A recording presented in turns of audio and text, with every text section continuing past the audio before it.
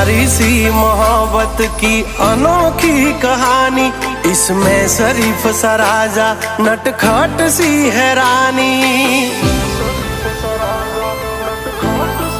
हाँ मारा लाडना लडावेला हवे जट मोटा थावो, कुंवर माथी अमने हवे कुमार बनावो।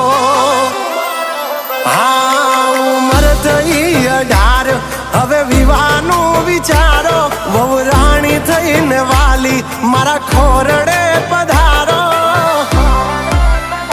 हो आ पागलनी बनो हवे पगली मन जीवती